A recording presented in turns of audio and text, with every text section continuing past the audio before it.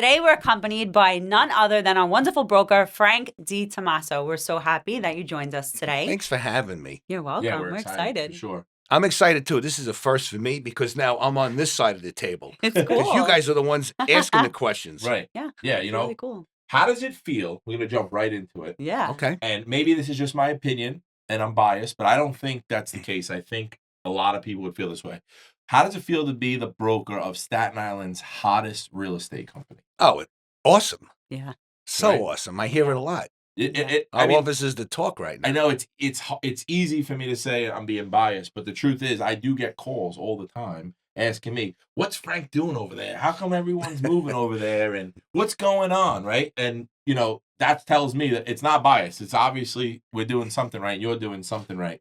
I appreciate that. And yeah. I know exactly where you're coming from because I hear that a lot too. Yeah. And it's a good feeling. No doubt. You took the thought right out of my head because that's where I was going with it. Because I'm sure if you're getting a call and I'm getting a call and you're hearing it from agents, we're not the only ones receiving those calls, right? Of course. So what's going on at DiTommaso? What's happening?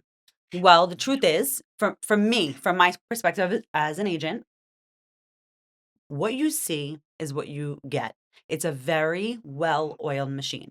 2, 3, especially in New Jersey, beautiful offices, trained staff that's there to support you all the time, marketing, our media center. You have such wonderful things at your fingertips. Those are the tools that you need to succeed in real estate. Education, meetings, a very accessible broker. So for me, those are things that help me to be successful because I'm busy doing what I have to do. So I need a strong inner working here. And I find it where I am. So thank you. Well, you just made a very strong point. You said what you see is what you get. And look what the two of you are doing. Look at the podcast the two of you built. It's great. You got a lot of followers now. But like I always say, doing video, doing podcasts, it's our biggest microphone. And this is what we do. And you guys are a fantastic example because you've been doing it. It's successful. You're getting business from it. You're growing your viewership. Everybody knows what you guys are doing. And you add a little comedy to it too. So it's fun to watch. We try for sure.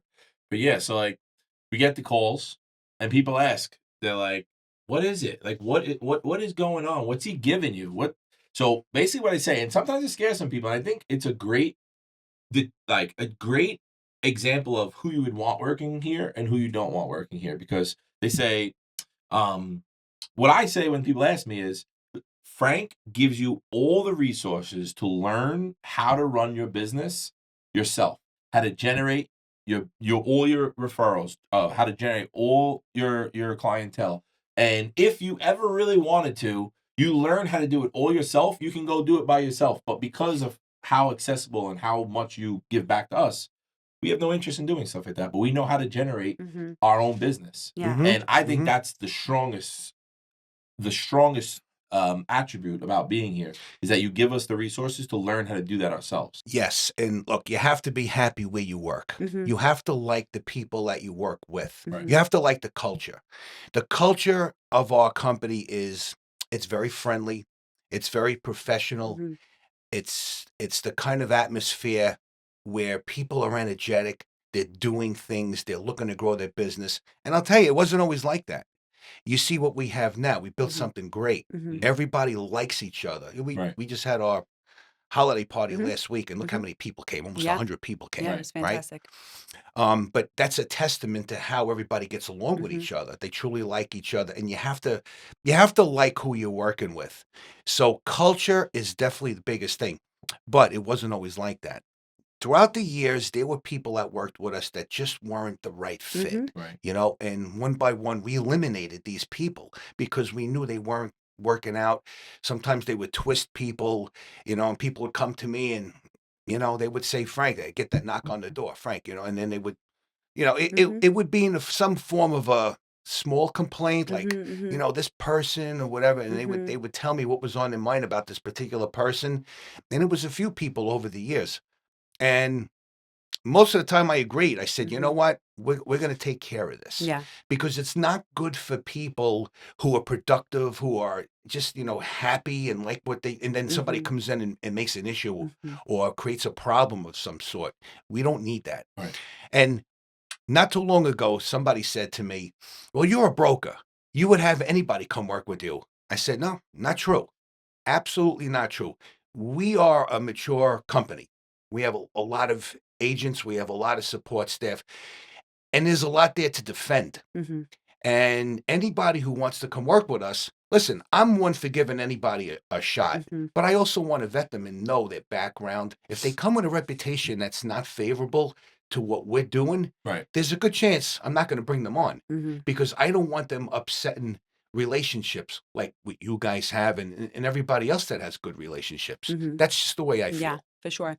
What do you find is making the most successful agents in in the company? How do you find that they're becoming successful? Here's what's happening, and this is really so important. This is even for new people who come Mhm. into the business. You have to get out of your comfort zone. Mhm. Doing something like what you guys are doing right here is not an easy thing to do. I mean, you make it look easy. You've been It's doing it. it's fun. You're finding It's your fun. level of Mhm. comfort. You have great personalities, Thank you. and you're onto it. You're in that zone.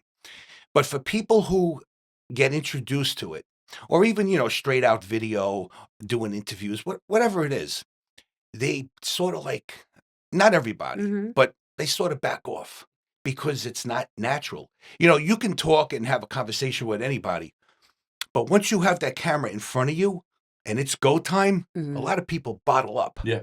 They feel like, oh, well, they forget what to say. They Mhm. get, all of a sudden, they become very uncomfortable Yeah. about it. The truth is, what we're doing here, this is our business. Right. This is what we have to do. Mhm. So, especially for new people, even experienced people, Mhm. people who've proven themselves over the years that have a great business, in this business, sometimes you're only as good as your last deal, Right. Mhm. right? Yeah. So you always have to be worrying about how you can move the needle forward in your Mhm. business, taking steps like this, doing things that are uncomfortable. Mhm. I Yeah. hate to say it, but comfort is the enemy of success. It really is. When you start to get comfortable and complacent, you sit back and things are going pretty well. That's when you get hammered. Mhm. Boom, boom, boom. Right. You're like, what the heck's going on in my Mhm. business? Right? Mhm. You have to keep pushing at it every day. And stuff like this is definitely uncomfortable. But if you can push yourself through that boundary and try and do it, a lot of people are succeeding. Yeah. And look at the two of you. You guys are having some of the best years of your career. Yeah. And you're not new to this business. Mhm. Right. So, and I look from it from the outside and I say, what you're doing is definitely helping. There's no Mhm. question about Mhm. it. For sure. So like I've been talking with some older seasoned realtors lately, and they're asking me, what am I doing that's allowing me to have success? And I say it's as simple as taking your guidance and the stuff you've provided for us, but actually doing the stuff as far as video. I think video obviously is the driving force behind my business. And I explain it like this. Do I love shooting the videos every day and then editing the videos every day and then posting them every day where I could be making calls and stuff? No, I don't love to do it. But to me, I get driven to do it when I get that phone call from a classmate from high school whose aunt Mhm. now wants to sell Mhm. a house who I haven't spoke to in 10 Mhm. years. Yep. But they're like, oh, I saw your video and my aunt needs to sell their house. I'm going to have them call you this week. I'm Right. like, well, that video is definitely worth it Yep. because that's the idea. And Absolutely. what I'm trying to explain to the agents that I was just mentioning I spoke to, and they're like, I'm going to show you that I can do it old school and be busy. And I said, that's great, but the numbers don't make sense Hmm. because first of all, their fear of the video is because they have the wrong idea of why they want to do the video, right? They want to do they think their video is supposed to appeal to the 17 and 18-year-olds that they see their grandkids and nephews and nieces watching videos. Mhm. What they have to understand is their video is going to get pushed out to their demographic, Hmm. their age group, and the people that they know. They don't realize that. They think they're going to get judged by younger people for doing videos that aren't like hip or, cool. And I'm Mhm. trying to explain, you get out of your comfort zone Mhm. and put your videos out. It's only going to show to your sphere of people. It's going to Mhm. get out there to people that are interested in what you're talking about and people that follow you. So I tried to show them, I said, you want to do it old school. So that means you're going to have to come up with, direct mail. old school. You're gonna do what do they call postcards? Mhm. If you want to send 400 postcards to 400 people that you don't know, that's going to cost you at the very, very, very minimum $400. The minimum. And I'm going to put my video out tomorrow, and I'm going to get 1,200 people to see my video for absolutely free. How can you compete? Oh, you can't beat that. Right? It's you can't free. beat it. And I do that every single day. And the truth is, those postcards you're talking about, 99% of them get thrown right in the garbage. So that's what we're trying to explain. So what is your perspective of how to get the more seasoned but like little older generation realtor who still wants to be successful, but it's just really difficult to get behind the camera? That's a great question. Because it's not easy for them. It's just something completely new. Yeah, great question, and I will tell you this.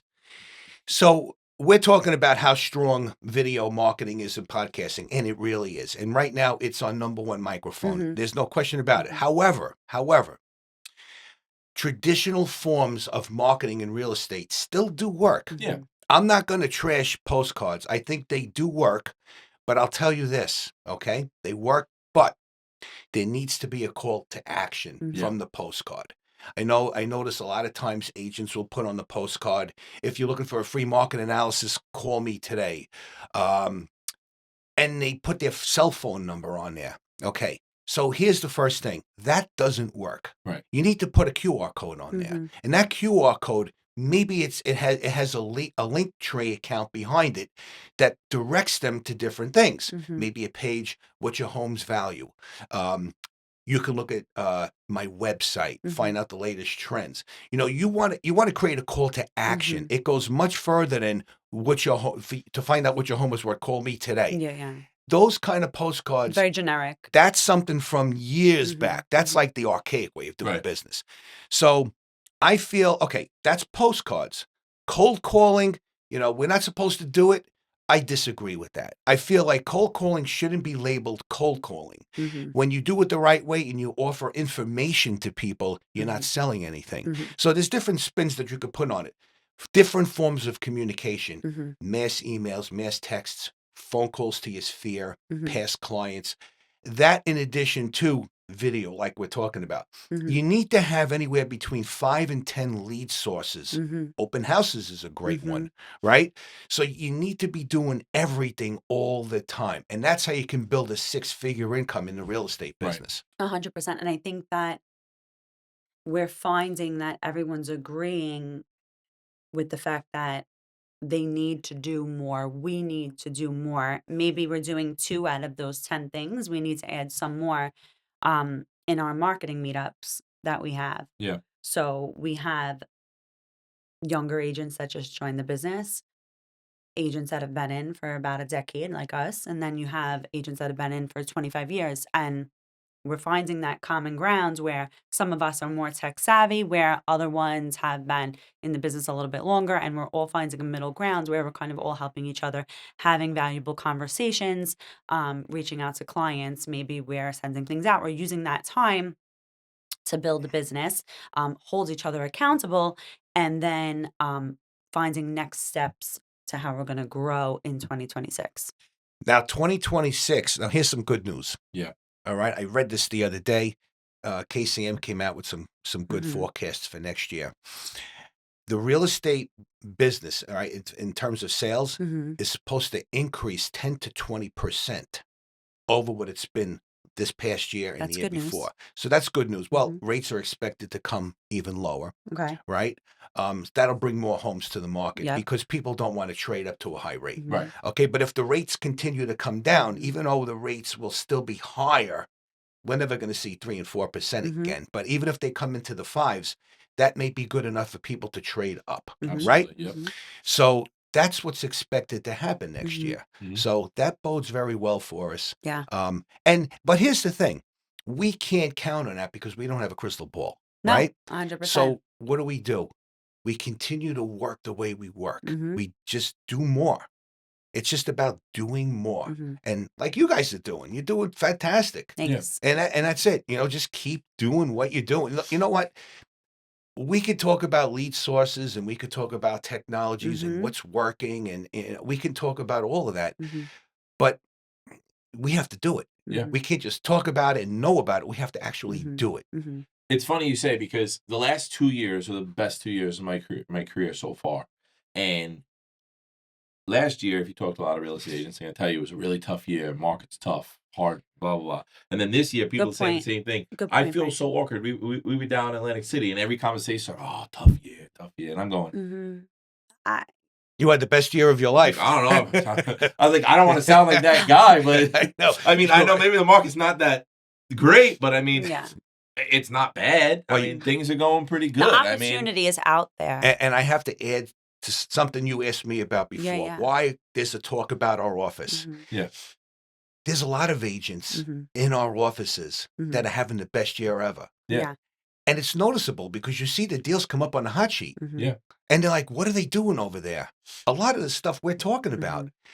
But what's not talked about is the support staff behind us. Yeah. I mean, Oh, we have some 100%. very, very That is- competent people that help Yeah. push us Very- forward. Yep, very much for so. sure. That is huge. All the girls in the office, both offices, Yep. well, all 3 offices, just help immensely because even when I'm doing deals with other people, they're like, "Oh, I gotta hurry home to do this thing." And I'm like, "Oh, I just press send. Yeah. I sent it to the office. They changed the status already. We're good." Yeah. And they're like, "What do you mean?" I was like, "Nah, well, we They have got, full they got staff. your back. We They have got full, your back. full staff of amazing women that just know exactly what to do." That's Amen. the And they that's take care of the it. administrative staff, Mhm. and then you have the marketing Mhm. staff, Yeah. right? The Mhm. guys are fantastic. I Fantastic. recently had them on a podcast, and Yeah. they were, we talked about the support and the Yep. CRM and the Mhm. tools and stuff that we use, Mhm. and that's all part of it. Also, Yeah. you can't do Yeah. this stuff on your own anymore. You can't do it on your own, and we talk about that very frequently, is that imagine, right, we're at a time when we're conflicted between taking the next step, right? Like to do more. Right. You're stuck. You need to take the next step in order to do more business. But imagine if we didn't have the support of the office. I can't imagine. And that's what I was looking for Right. while looking for a brokerage. And also a non-competing broker. That's super important, right? You're focused on being a broker. You're here for the support of your agents. Like, Right. I don't even have time. I can't even remember the last time I went on a listing appointment. yeah. Or I did an open house. I Yeah. don't even have time. I would Yeah. never have time for Yeah. that. You're There's too much solely going on just Right. with all the agents that, what good is it if I'm out in Mhm. the field Yeah. taking a listing when people are working on deals and they need help? Yeah. Right. I mean, listen, we have Dawn and we have Carol. We Yeah, have yeah, great yeah. supports there. Yeah. But my role is, Mhm. doing overseeing everything. Mhm. Right. Yeah, Makes sense. for sure. I mean, we have some really, really great people. Yeah. Louise, she's my girl. She's fantastic. I feel like, I mean, everyone is great, but I just adore her. I adore her. I think she's absolutely fantastic. So we're facing a lot of different challenges as agents, and we were discussing this recently as well. Something with all the new rules and policies that have to be put into place. Do you find that the agents are having a tough time transitioning or adapting to these changes? Some do. Some do. And you yeah. know what? You're always going to get people that are going to bitch and complain. Yeah. During, it wasn't actually COVID. It was right after COVID when they came in with those new rule Mhm. changes Mhm. about buyer agency and Right. stuff and people actually made Facebook announcements and said, attention, everybody, I am officially retired. I'm done with this business. I mean, it's so silly. Yeah. I mean, Which listen, is so silly because a lot of us, like myself, were very leery and nervous going into it because I am a creature of habit. So I know that once I get used to something and I find that I'm perfecting it, I'm nervous to move on to something new. No one likes I'll change. do it. Right. Some people do. I'm feel funny to do it. It has been such an incredible opportunity for me and my business with these changes. So if you looked at it as an opportunity standpoint Mhm. versus a Hindrance. defeatist right? standpoint. Yeah. I agree with that. And You that know? and that's the thing. Anytime there's a change in the industry, I look Mhm. at it as an opportunity. Mhm. Because if you think about it, a lot of the changes that they put Mhm. in, they're not hard to adjust Yeah. to. Just take 15 minutes out of your day, read up on it, learn about it, Mhm. and that's it. And here's the other thing. So we're in the real estate business, right? And what do these people think? We're the only industry that has changes? Every Yeah. industry has Mhm. changes Right. in business all the time. life changes. Mm-hmm. It's not just real estate. It's you name it. There's so many different industries that have stricter regulations than we have. Mm-hmm. Yeah, for sure. So, I mean, if you're a true professional Mm-hmm. and this is what you do and you want to continue to succeed in this business, you have to adapt. You have to change. Yeah. And by the way, we can have a change today. I guarantee you there'll be 3 more by this time next year. Yeah. It just always happens. So let's hone in on one of the changes, the most recent change. I'm curious what your opinion is of the no longer having the acceptance status on the Staten Island MLS. How do you feel about this change? It depends on which side you're on. Well, yeah, so Yeah, we've been that's- talking that's- about it, and there's a lot of different perspectives. But overall, what do you think of the change? Well, okay. So if you're a listing agent, it's great. It's the greatest thing. Yeah. And you're still out protecting your seller. Mhm. So you want to hear the best offers possible. Mm-hmm. Now, if that means it happens to be your deal and buyer agents find that out and don't like it because they think you pocketed the listing, Mhm. well, so be it. Mm-hmm. But it might truly be that you have the best deal. Right. Now, if you're on the other side, if you're the buyer agent, and you're showing buyers properties Mm-hmm. and you make a deal and it's not going into contract right away, meaning that it's still going to show as being active, well, what does that mean? That means other offers can come into the Mhm, picture mhm. and we still have a lack of inventory. So that scenario could still happen. Mhm. But what are you going to do? Ultimately, be a good agent. Mhm. Be on top of your business. Be totally transparent with your client. If it's your buyer, let them know what's going on. Mhm. If there's competing offers, let them know that. Listen, if you're working for if a listing agent is working for a seller, Mhm. obviously they're going to try to get the seller the best deal. Right. If a buyer agent is working for a buyer, then they're trying to get the buyer the best deal. But it's all about transparency. I think transparency is so crucial, whether you're working with buyers, sellers, tenants, if you do rentals.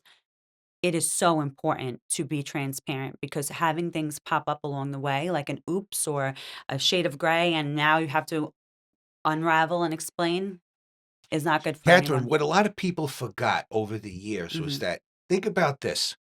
You take a listing, Mhm. you put it on the market, you get an acceptance, Mhm. according to the old way. Now you have an acceptance, but what does that really mean? Because then you get another agent calling you and Yeah. saying, I have an offer better than that. Mhm. And the It's almost like a stepping stone. sellers have to hear all offers. Yeah, Right. 100%. So even when you put in an acceptance, it means It nothing. means nothing. So this change is actually a pretty good change because it accomplishes the same thing, except now you're not You have taking to a deal. guess if You're not taking a deal out of acceptance right. anymore. Right. Now you're just hearing all offers. Brooklyn's been doing this for years. Yeah. Right. So I think from a realtor's perspective, it's definitely going to be helpful because the way I see it anyway, it puts the pressure, if you're a listing agent, it puts the pressure on the buyer to make sure that all their ducks in a row and they can get themselves into a Mhm. contract that they think is best, but to get into contract as soon as possible. Because if you let it drag out, even though acceptance meant nothing, it did deter some agents and some buyers from, coming to see that property. Now there's nothing deterring them. So you get an offer that the seller's happy with, that house is going to continue to get shown because there's nothing that changes and there's nothing deterring Mhm. buyers and buyer agents from bringing their buyers by. So you need to have your ducks in a row. We were just talking about this. You got to work with an agent that has their attorney reps in line, their mortgage reps in line, title companies if needed, everything ready to go for you so that when you're ready, boom, everyone's set and you can get everything out. You can have the offer sheet sent to your attorney. You can get the contracts ready, and then you're working nice and quick, and you can get into contract as fast as you could. Because if you let it drag out, it just increases the chance now that another better offer comes and you lose out on the house you really like. It basically just upped everybody's level of Right. professionalism. Right. It made you that Mhm. much more of a better real estate professional, Mhm. which is a good thing. Yeah, for sure. Because I can't tell you how many times, no matter what you say, how people listen, people don't listen. Mhm. In your initial conversation with your buyer, you explain to them the Mhm. process, what's needed, and then they put the offer in, and I need to put the attorney down. And Now I'm we're like, waiting hold 4 on, days for their attorney. I don't know who my attorney is going to be. Yeah. Mhm. It just happened to me. I'm on both sides of a deal on top side, and the lady told me she wanted to use a certain attorney, so I got everything together. I put the packet together. I forwarded it to both attorneys. And then she called me. She's like, why'd you send it to the attorney? I'm not using that attorney anymore. I was like, oh, well, we had everything prepared. I don't know what made you change. You go, oh, the guy who lives two doors down told me he has a better attorney. Yeah. Okay, that's fine. Yeah. But so being this prepared is what so happens. important. I think it's going to be more important now. Being prepared is very, very important because time is everything. Yeah, basically, super important. You got to do the homework. But what's your opinion on agents working together versus not working together? As Solo. teams or just I like the guess camaraderie part of it? Camaraderie, right? I know what you're gonna say. It's important, right? It's important to have a nice camaraderie. We have a great camaraderie within the office, but I guess teams or some type of team structure versus a solo agent. Now, see, here's the thing with teams. Yeah. The success of teams varies with markets. When you have a robust market like we did a couple of years ago, teams work. No problem. Right. When you have a lack of inventory and fewer sales, and I always say you can't sell what you don't have, right? Teams break apart. Not all teams. There are still some teams that are thriving, but maybe they're not as big as they were. Because if you don't have enough to support your expenses, you can't manage a team. You can't carry a team. It could be very expensive.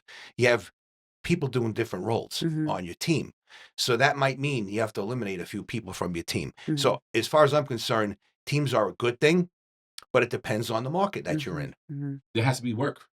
There has to be stuff for the people on the team to do, right? If you're at a point where you can handle everything you're taking in, how does it benefit you to pass off any of that work to make less money when you can take care of it? You know what I mean? Well, just because production. You got to have consistent overflow of work that you can allocate to the people. Or not necessarily, because if you're bringing in business and you have someone else bringing in business and you don't necessarily have to allocate, it's just a matter of production growing because you have multiple people who are bringing in the business. Right, but that would be just like me and you share an office. You have your business, I have my business, and we help each other.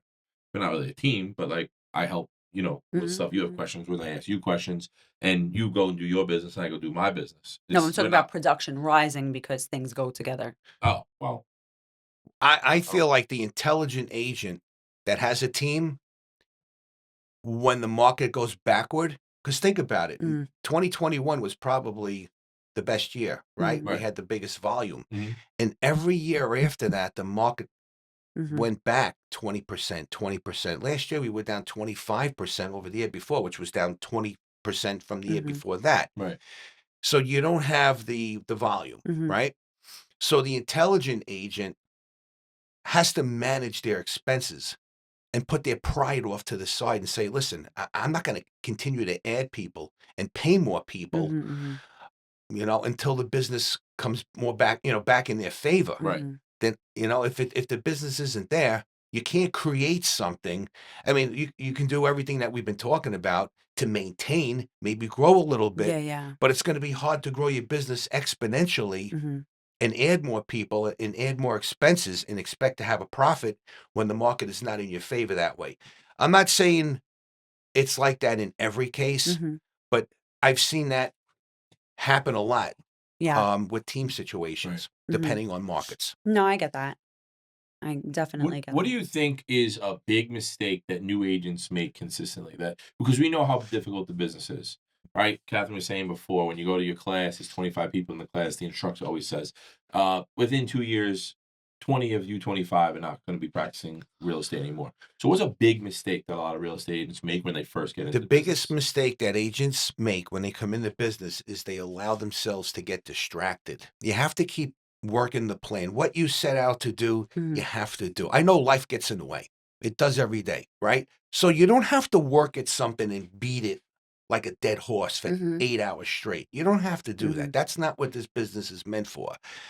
But what you do have to do is, even if you take an hour of power, 2 hours, 3 hours, whatever it is, you got to block out a period of time that's your time. Yeah. Whether it's communicating with people, setting appointments. The biggest thing is to set appointments. If you don't have appointments, you got no income. Right, and that's what I think is like, I don't know if I know what mistake agents make because I don't deal with enough people, and I know Frank talks and have seen people come in and out of business over Yeah. the last 35 years, you know, tons and tons of times. But what I would say, if I can give any advice, if a new agent's listening, would be just taking a little bit of playbook, like a little like play out of my playbook, which was my thought process. I'm not sure how I came up with it, but I did read a bunch of books and I got all different ideas like of what I wanted to do. And I felt like when I first got my license, the main thing was try to learn as much as I can, but also like try to focus on buyers Mhm. because I felt like to work with a buyer was such a much more straightforward, less I complicated agree with that. thing. Like where I think a mistake people make is they try to do a lot, try to get everything involved. When I talk to somebody, oh, I want to have a $2,000 a month website. I want to try to go on a million listing appointments. That's great, but unfortunately, in our market, if you don't know what the heck you're doing when you go to a listing appointment, you're not getting the listing unless you know the people prior. And it's just Mhm. Because we kinda have savvy sellers and savvy buyers. we just have people We Funny how do. our market is so different than So yeah, everywhere. We were talking everywhere. about that We're before too. different You said beast. exactly the same thing. I Yeah. it said really is. whatever they're saying is going on in LA and what's going on It's in Dallas and what's going yeah. on in Middle America and what's going on in New York City, that's great. But Staten Island, Yeah. completely different Staten ballgame. Island has Completely its own different. language, its Yeah. own way of doing things. Yeah, every single person is an expert at every single thing they do.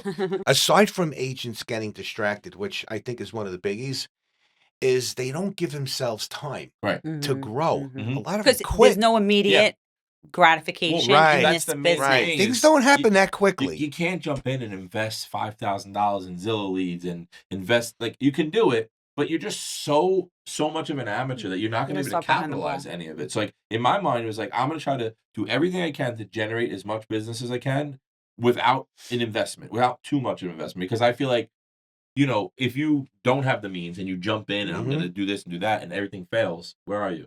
You S have no choice but to be out of Something the for business. me You that can't stay in the business, I Right. think is right? challenging for agents, even myself, but newer agents, right? You come into this business and there's so many things. If you've been to a trade show, then you know this. So many things available to you. What's going to be the best thing, Right. the best available website or the best app or what's going to make my business keep flowing in the most successful manner? What do I choose? Because I can choose A or I can choose B. If I choose B, is it going to be as helpful as if I would have chose A? There's so many choices. You're making me want to get out of the business. I know, I'm getting see? confused. It's It's like, confusing. what are you But I talking feel like you are a big app guy and a big website guy. So you are always like, oh, there's an app for that. There's a Yeah, website for that. but I didn't. Not when I first started. Well, that's what I'm Now saying. I There's just so many choices, but you yeah. look into them and you know all these things. You're like, oh, I know that, and you'll pull it up, and now, Let me give you some words of encouragement, especially for agents that are struggling right now, hmm because we have a lot of friends around the country. We have a big ecosystem, right? Forget around here, hmm but all the way out to California, we have friends, and I have some friends that were actually down and out many times, hmm lost their houses, and I'll tell you how they rebounded in this business through sweat equity.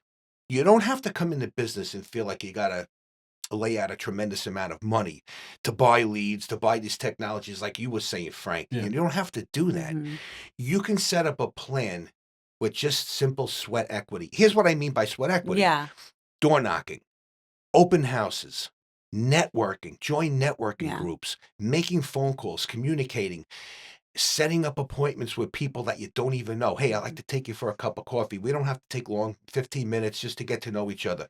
Things like that don't hmm cost anything. hmm And I know some people that actually were up on stages doing conferences, speaking in front of masses that built their businesses up that way yeah. and put nothing into the business. It's on my bucket list. Right. So anybody who comes in this Part of business the thinking, elementary oh, kids. and the one good thing about our business is the fact that you really don't need a lot of money. Yeah. Right. You just have to work it. Mhm. Yeah. Where do you think is the smartest place for a realtor to invest their money initially? If you have a small budget and you're going to invest your money somewhere, where do you think it Okay, should go? so here's the good news to that. You don't even have to invest any money. I'm going to Okay. give you the best source I feel Okay. is a CRM like ours. Okay. And any agent who joins our firm doesn't have to pay for it. hmm Every agent gets their own website, gets their own CRM. Now, the CRM, in case if anybody doesn't know what it hmm means, It's a fancy acronym for a database. It's customer relations management software, right? All it does is it helps you manage all your customers in your database, Yeah, right? that's one of my goals for 2026 is to build my CRM because I have so many contacts. I have right. so many connects, but having them all in one place is crucial. So here's the thing with that. People have to understand. It's not to be taken as something like so high tech that, you're going to get stressed out and try to figure it all out. And it's not like that. We have so much support that our team can help anybody put leads in.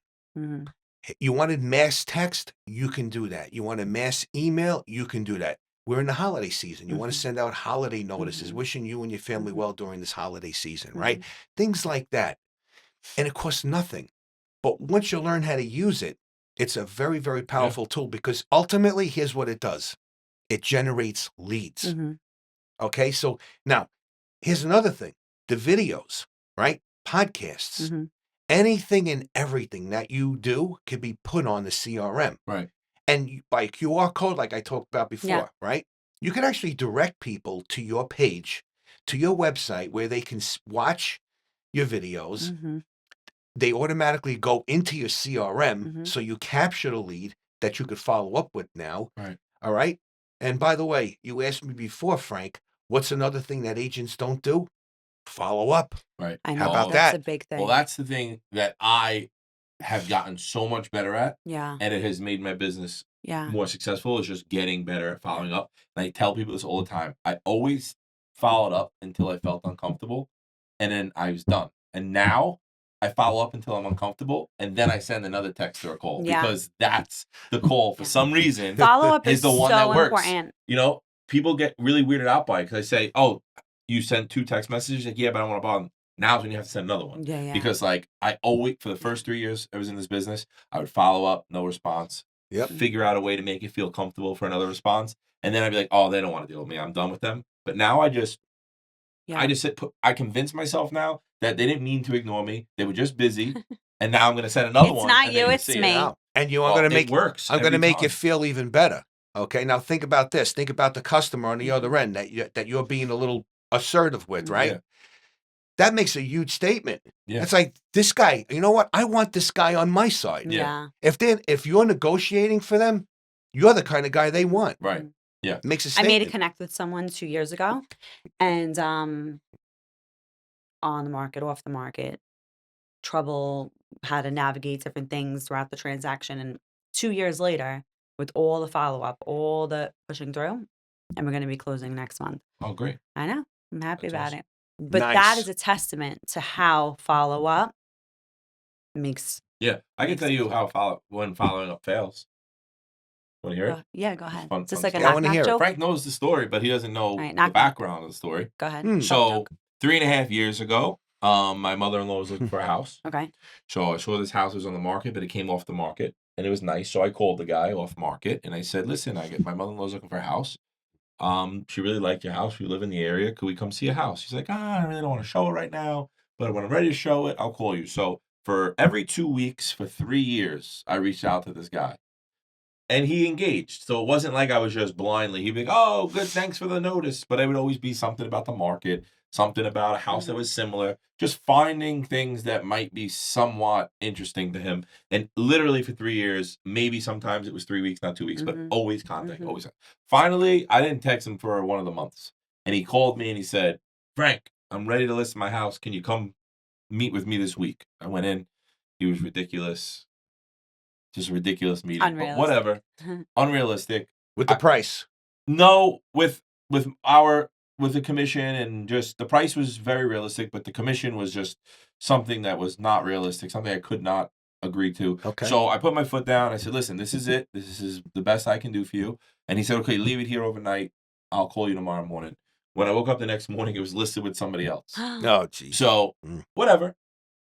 I couldn't possibly do it for what he wanted it to be done for, so I can't really be upset about it. Except that, he did make me waste a lot of my time. Whatever.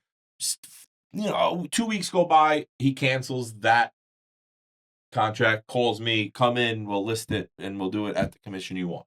I do. Then 1 week later, he fakes an illness. And Oh my goodness, I know about this. Oh. And then it sells, and I saw it close with a real estate agent on the MLS 2 months later. Yeah.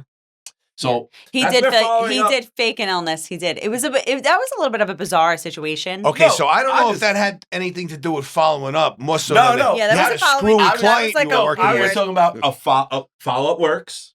But here's a funny story with after 3 years of following up. Yeah. Just happened. Probably won't happen to anybody else, but definitely to me. But following up works. I stayed on top of this guy, and I was proud of it. That's another thing this year. I really hammered out, like, staying on top of each house. So I've picked 4 homes. You hear? Yeah, 4 homes. She's taking notes. No, I'll tell you who I'm talking to really quick. I'm talking to somebody who I met at multiple open houses. It was a buyer. Yeah. And I said, the fact that you're still looking means that you're not being represented by a strong agent or a strong lender. And now he's my client. Very nice. So I want to make sure that I'm taking care of him, or else I'm not helping him. So 4 houses. We're talking about the 4 houses. I wasn't talking about 4 houses. She said 4 houses. You said 4 houses. I said 4. Oh, yes. I picked 4 houses, right? My God. I picked 4 houses that were expired, and I attacked them with just different mailers. I did scratch-offs. I did just so many different ways to do it. And in the past, like I said about following up, I stopped, usually, in the past. Okay. 4 or 5 different times, didn't get a call, moved on to 4 other houses. This one, these 4, I didn't. I did not stop. I kept going. Sometimes I even recycled it. I put the same information again. I didn't care. Like, same letter that I gave 4 weeks ago, I put it again because that's what I had, and I just wanted to drop it off. They have probably 12 of my personal pens because I just kept putting. You need to have a bobblehead. Maybe I should get a bobblehead. You should get a bobblehead. But I kept dropping my pen off, whatever. Finally, they called. I didn't get the listing. Commission dispute again. But all 4 houses I got in for a listing appointment. So, like, for me, even though I didn't get the listings, that's a win because I've always said, what is a system that I can do where I see success and I see a result from it? Mm-hmm. And for a long time, I just spinning my wheels and I have not seen a result. But this stuff that I'm doing now, I'm seeing a result, right? I got into the houses, I got in for my appointment, and now I know a playbook in order to get myself in front of these people. As long as it's working, keep going. Gotta keep doing it. Absolutely. That's it. So it's working. Yeah, for sure. Yeah. You know what makes me laugh? There are some people that you would look at them and say, all right, this person has a 0 personality. Mm-hmm. Like, who the heck would want to list their house with them, right? Yeah. And then you see them getting business left and right. Yep. And you know what it is? Over the years, I've analyzed that. I'm like, it makes me wonder about people like that, how they get so much business. Mm-hmm. It's nothing more than the fact that they're pushing at it every day. Yeah. They're working at it every day. The grit, going after it every day, that's what wins. Yep. Yeah. And listen, it helps to have a great personality, to be likable, to be trustworthy, to get that warm feeling. I'm not likable or trustworthy. Yep. Damn. Well, we got to work on that, Frank. No, I think on both of those things, I think I rely too much on that. So Frank walked in today and he said, "Oh, wow, you're in a good mood. I'm so happy that you're in a good mood." And I said, "I'm not in a good mood." And you want to know what happened to me this morning? Totally unrelated. Oh, you lost the listing? No. Oh. Something worse. Can I hear too? Yeah. Okay. I was getting ready and I sprayed my entire face with hairspray. Oh. Not a little, a lot. I took the You whole. should stop after you feel it the first second. But hold on. You would think. Just keep going. You would think. She was thinking about the podcast. Yeah. She was daydreaming. Let me tell you something. I did a little, like an initial spray, right? I'm like, oh, this came out easy. The smell didn't hit me yet. So I kept going. Well, I was spraying with setting spray, Liv. You know what that is. I don't. It's something that sets your makeup. So like you don't have to go reapply all day or something like that, right? So it feels to like what hairspray feels when you spray it in your face. I sprayed my entire face like this with hairspray. You thought it was setting spray? That's all I keep thinking about right now. It'll set it also. It's actually natural Botox. Just spray yourself with hairspray and it'll just like freeze your face. It was in my eye. Whatever. No, I'm just kidding. No, I wasn't in a bad mood. But it was a story I had to tell because I could not believe that I made that mistake. All right. Try it. No one spray your whole face with hairspray. No one would have known if you didn't tell us. I had to share it because it was so stupid. It was a very stupid thing that I did. Okay. But that's You have a when lot you on need your- to you have a slow lot down. on your mind. Yeah. That's And when on your you face need, now. and on your face. That's when you need to slow down. Yeah. Like, I've never sprayed myself in the face. What's one stupid thing you've done? Make me feel better. in my life? Just There's something like dumb. 1,000 stupid things I've done in my life. Dumb? Make me feel better. I threw out my keys. Like not too long ago. I had like I was getting in my car. I got a slice of pizza, and I ate the pizza on the way to the car. Not the pizza, the keys. So I had to throw the bag that the pizza was in out, and I threw the keys out and I was standing in front of my car with the bag. I'm like, yeah, this isn't good. And so I had to go into the public garbage bin. Oh, I'm like, wow, to get your keys back. oh my god. That's having too much. Have on your you mind. ever? And did you ever drop anything in the toilet and you got to Of get course. it? Oh my Yeah. god, it's so disgusting. Who has not dropped something in the toilet? Well, then you got to fish it out. It's clean water. It's get not it. clean. It's a freaking toilet. It's the same water you drink out of your sink. No, it's not. It's in the toilet bowl, Frank. Wait, so when I get my So when's the last time you took a good scoop? no, It's listen, disgusting. it is exactly the same water you get out of your sink. It's just a matter of how clean your toilet was before the water got in it. I disagree. It's a matter if you disagree. It's a fact. This is Gross. great. I'm going to sit over there and just watch you two. It's This is disgusting. great.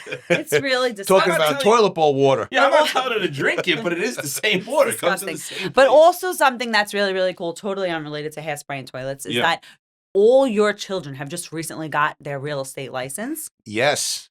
That's very, very cool. We hang with them. They join us for the marketing meetups. They're doing a great job. Liv is incredible. So we really enjoy her. We were talking about her Shakira and Cher impressions the other day. She does this at holidays events. I know. I hear them at home too I sometimes. know, that's fantastic. I mean, that's like an added bonus. Fantastic. But we really She's enjoy very having them with modest, us. Liv. She can sing. Yeah. Do you know she sang the national anthem at 2 minor league baseball stadiums that We she did was not know invited this. to? We didn't know that, Liv. Let's get on camera. Let's hear a sample. No, I'm kidding. No, you don't have to do You it have to now, see, but though. you are. We will This is need to hear that. very par for the course And for this podcast. She's a but, fantastic drawer. That's incredible. Catherine got up and grabbed the mic first on the bus, and Did you see the video? I did. And I thought it was great. I made. Oh no, I don't want to tell you what my joke was. Everyone kind of laughed. was this, It was a this great- before the champagne or after? No, that was after. This on the is way home. after. On the way there, I was sleeping. I said that she's the only mom in the world who keeps her kids up at night when she sings the lullabies. That's how good she was singing. The people on the bus had thought it everyone was, the people singing on the with bus thought it was funny. I had And then Liv started singing Cher, so definitely sounded like whether it was scratch. whether it was glass. No. soothing or it was not soothing. The bus sang with me, so it was something. Oh, so then It was that, something. Not your that's first something. song. When you sang God Bless America, God bless America. everyone sang that. That's a good song. But the one, what did you sing first? Because Go no one knew what was going on for that one. What are you talking You sang about? 2 songs. The first song, what'd you sing? 2 songs. What's that? Well, Rock on. I played I- baseball. So 1 out, 2 out, 3 out. It's 2. I sang 2 songs. Yeah, 2 songs. My first one was what? Do you remember, Liv? I don't. Yeah, try to forget it. I don't even think. I don't think I have a video of that one. I put my phone up when God Bless America. started. Everyone sang that one. Because that is just the best of the best. It couldn't get much better, we thought. And Ooh. then Cher joined the chat. Yeah, she crushed it. It It was was very incredible. fun. So I have to tell you, our bus did that too. Yeah. Oh, we what had- you guys sing? We were playing some disco music, That's and fun. everybody was up dancing. Our speaker wasn't loud enough, so we had to take over. We sang really loud. Where are you going to be for the holiday? Christmas Eve, we'll be home. Okay. Nice. Christmas Day, my sister, my nieces. Yeah. What about you guys? I'm going to be home. And you're going to be home. Home. We're all home. Everyone's Home. home. Home's Do you the place get to be. dressed up or do Yes. you dress down? This is such a Good controversial. question. Good question. This is very like I'd say it's a little bit of both. I think Okay. Christmas Day, I'm a little more dressed down. really. That's what I was saying. And Christmas Eve, maybe a little more dressed up, like Thanksgiving. What, you weren't surprised before when I said that we're a little bit more like big deal on Christmas Eve, and Christmas Day is, a good celebration, but it's But not. by big deal, it didn't have to be accompanied by a suit and No, tie. I It could have. always wear like a nice sweater, and nice shoes. Mm. Christmas Day, it's just a little more relaxed. How are you dressed? I just want to. I know you're giving something. I just want to be comfortable. Hair up So- and my peanut on. No. I do wear. I do. I can't my even. Peanut. I'm Oh my done. God, that's I a thing can't- from the can't. past. Oh my It's God. an apron. Is that a mapina? No, Like a but muumuu? The mapina would be the one that like A a very dress that thin goes dress. Yeah, but that it has goes over pockets. you. Yeah, it has it's pockets. fantastic. Wait, hold on. I know of a mapina as a different thing. What's that? Can I tell you what Yeah. my idea of a mapina? Okay, Please tell growing up in an Italian family, Yeah. we had a mapina. Uh-huh. Okay, and that lasted for about 15 years of my childhood. All it was like a dish rag, Yeah. right? That you would put on the table. Now, most people have napkins Yeah. in their I place could just setting. be Yeah. saying the wrong Yeah. All right, so if you're eating pasta and you get sauce on your mouth or I whatever, just grab it. and you go to wipe it, like normally, Yeah. you wipe it with a napkin, right? No, we had a mapina. Okay. So the mapina, they would say, "Pass the mapina," and you. Oh, you guys all use the same napkin you all for use your the same sauce mapina. It mouth. was, yeah. So then I must be saying the wrong thing. You know, So you all think the I'm Italian wearing ladies- a That's how I know a mapina? mapina. With All all right, the so I sauce? I could be wrong, but I always thought my grandma would always have her little cooking outfit on. That little. That's a muumuu. Moo-moo. What the That's hell's a different muumuu? word. What's a muumuu? That's a muumuu. I don't know. A muumuu is a little dress that it's like an apron that you put your arms in. You button it up. It That's has, what it is. Oh, that's what I was thinking. Yeah, Yeah, I it's know. I was thin, gonna, it I was gonna comes say that, in- but she beat me in to all it. different florals. Yeah. It The has old- sauce the little stains old- on it and the probably a little couple old of Italian holes. Ladies all wear it. They cook in it all the time. Yeah. My grandma had that on every Sunday. Yeah. So not a mapina because That's that's what I what thought that was. But you know, I'm glad we favorite clarified that Italian because family. Frank's Well, been what do you- throwing so- that word around. Speaking of mapina, what do you like? What do you think of that idea? using one napkin. I don't think it's gonna go these days. I think that ended the- with COVID. Yeah, when we I still learned can't about believe we did that. I tell that to my kids, and they're like, Yeah. "No, you didn't really do that." What's did your you?" thoughts? And I know this is disgusting, but I'm sorry. I'm just with it. When somebody takes like a napkin and blows their nose into a napkin.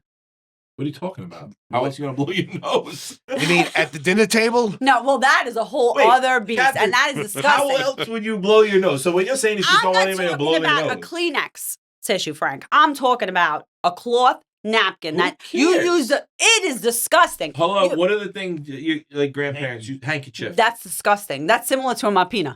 That's Yes. that's a snot mapina. Right, and then you're putting it back in your. Oh pocket. my god! That And then is funny. My grandfather go.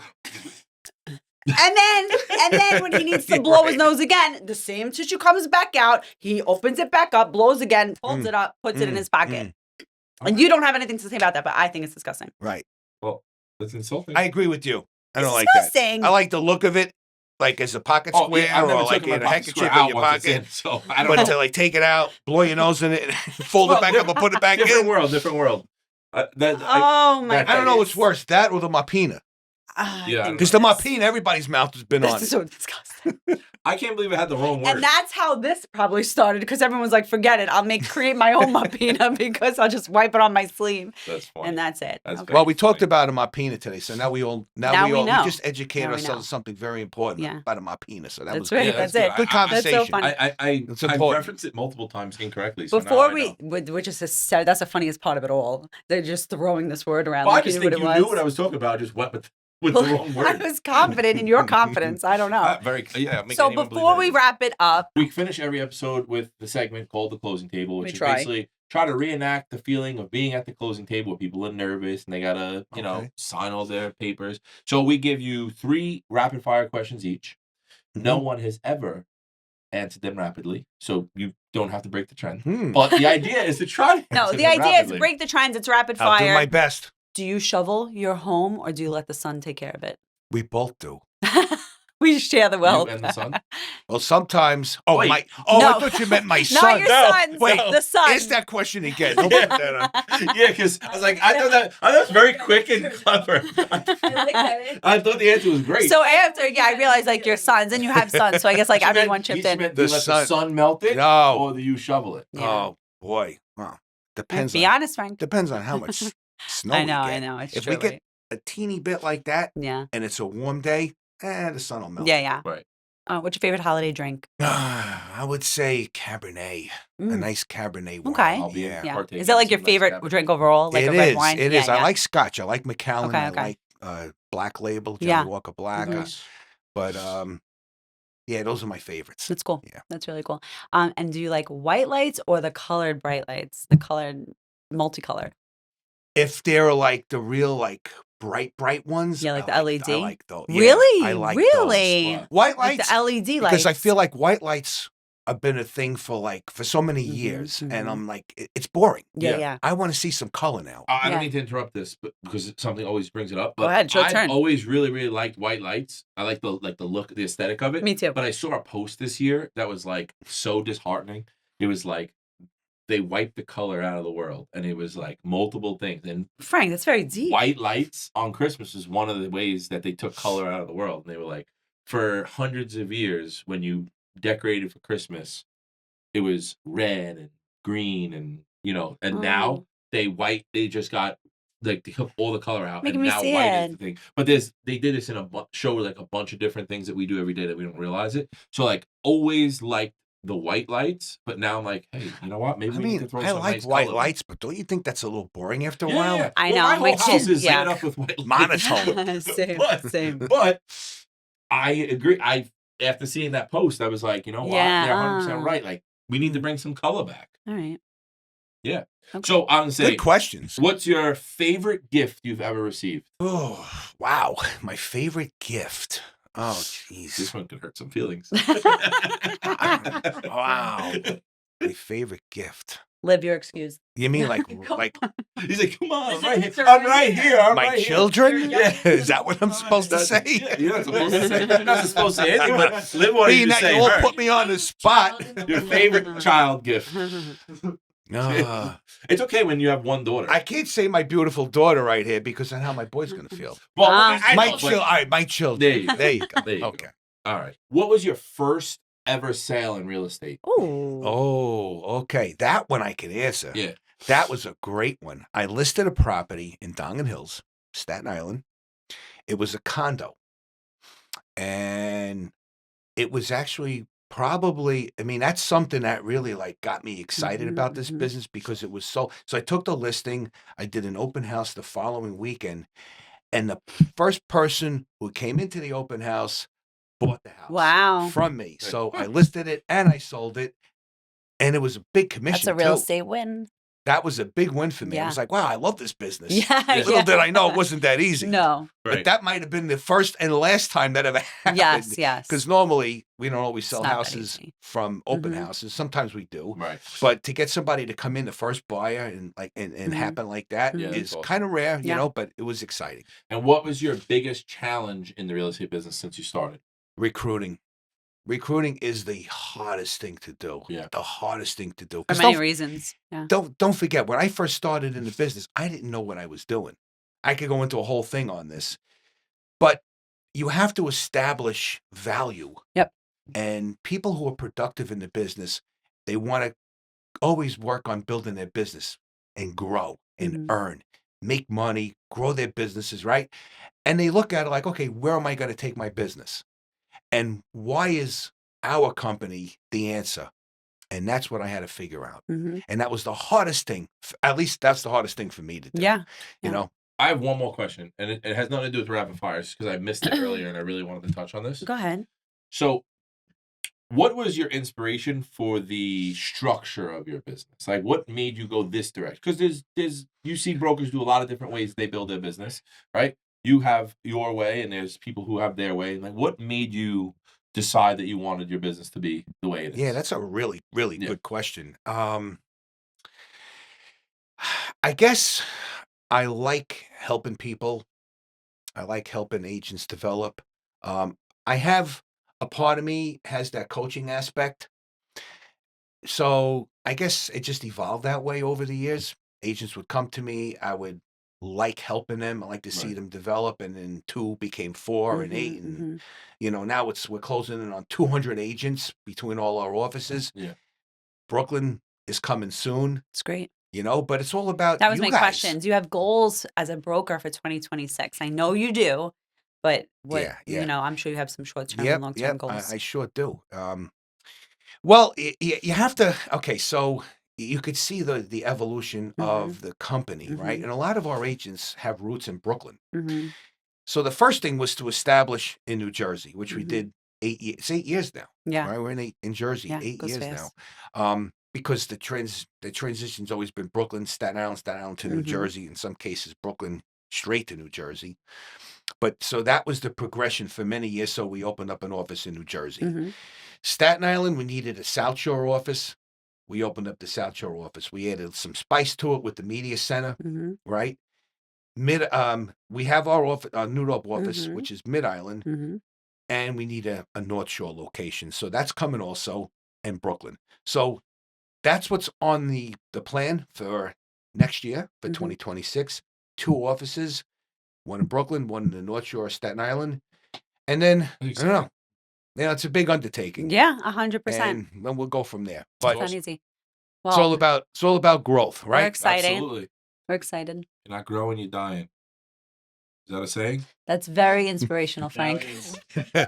Well, if you're not moving forward, you're certainly if you're moving not backwards. growing, you're dying. Frank. Someone has to come up with new Well, quotes. Frank, thank Famous you. quote. We got to put that one Wait, in writing. you're that's not not a wall. saying? That's If what you're we're not going to put growing, on you're the dying. wall. Frank Esposito. That's true. Well, this has been a lot of fun. Thanks for Yeah. having Frank, me on. thank you so much. My for pleasure. creating You are the space officially for us. closed. Great. Yeah, thank And you we for had a great creating the time with space you for all. We had a us. blast. A lot Awesome. of fun. Thank you so much. Thank you Thank for coming you. on. Thank you. Thank you so much. you guys. Thank Happy you. holidays.